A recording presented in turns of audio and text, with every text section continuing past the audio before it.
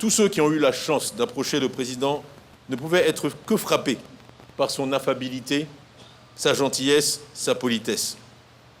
Alors qu'on aurait pu attendre d'un homme qui, dès le plus jeune âge, fréquenta les grands de ce monde, du président John Fitzgerald Kennedy au général de Gaulle, une certaine hauteur, il était au contraire d'un abord aisé. Il avait toujours pour vous une attention, un petit mot gentil qui vous montrait qu'il s'intéressait à vous et aux aspects les plus banals de votre vie. Henri Conan-Bédier et Henriette Conan-Bédier se complétaient d'ailleurs parfaitement sur ce plan. Humain, attentionné, gentil, c'était cela l'homme qui se cachait sous une apparence peut-être un peu austère au premier abord. Non, le président Bédier n'était pas austère. Je crois simplement que c'était quelqu'un de discret, d'intensément privé.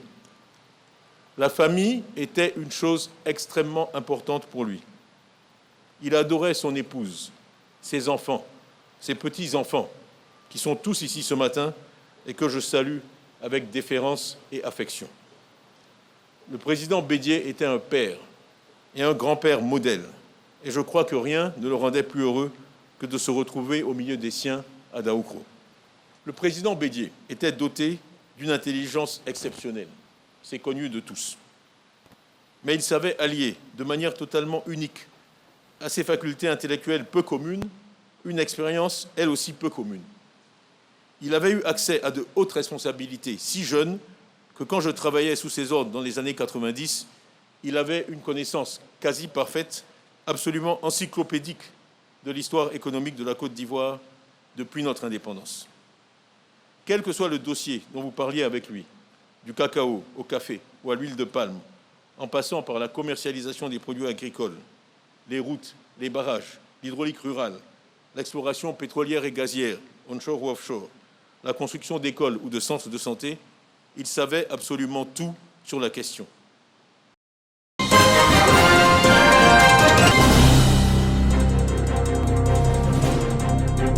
Excellences, Monsieur le Président de la République, dans notre douleur, je voudrais vous exprimer ma profonde gratitude pour cet immense honneur que vous me faites en ce jour, en me confiant la lourde responsabilité historique de prononcer l'hommage de la nation à cette icône de notre histoire que fut le président Henri Konan-Bédier. Le 2 août 2023, au lendemain du rappel à Dieu du président Bédier, vous nous donniez le temps en déclarant ceci, et je cite, « Je rends hommage à mon aîné, le président Henri Konan-Bédier, grand serviteur de l'État, personnalité politique de premier rang et fidèle compagnon du président Félix Houphouët-Boigny, qui a apporté sa contribution au développement de notre pays. » Fin de citation. La séparation, comme c'est le cas aujourd'hui, produit une onde de choc et résonne comme une trahison de la vie et du destin.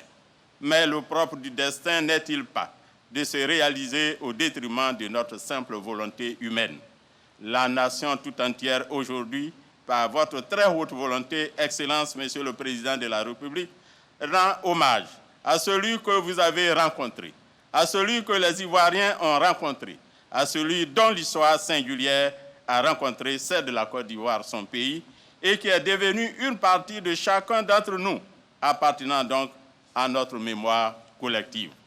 Excellence, Monsieur le Président de la République, distinguées personnalités, familles éplorées, Mesdames et Messieurs, la trajectoire de Henri Konan-Bédier qui nous convoque aujourd'hui dans le silence de sa présence exige de nous une profonde méditation afin de reconnaître et surtout de comprendre la profondeur et la densité des sillons indélébiles qu'il laisse dans la mémoire collective. Henri Konan-Bédier est né le 5 mai 1934 à Dadiekro, dans le département de Daoukro. Titulaire d'une licence en droit, de 2 diplômes d'études supérieures en économie politique et d'un certificat d'aptitude à la profession d'avocat, le jeune et brillant intellectuel, soucieux de mettre ses compétences au service de son pays, auquel il est profondément attaché, effectue son retour en Côte d'Ivoire en 1958.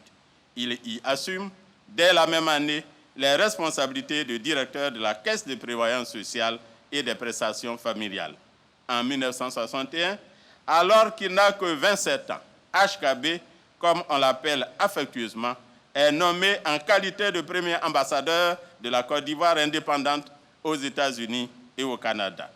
Au terme de sa mission diplomatique en Amérique du Nord en 1966, ses qualités de grand commis de l'État lui valent d'être nommé délégué aux affaires économiques et financières de 1966 à 1968, puis ministre de l'économie et des finances de 1968 à 1977, devenant ainsi le premier Ivoirien à occuper ce poste essentiel et sensible après les indépendances.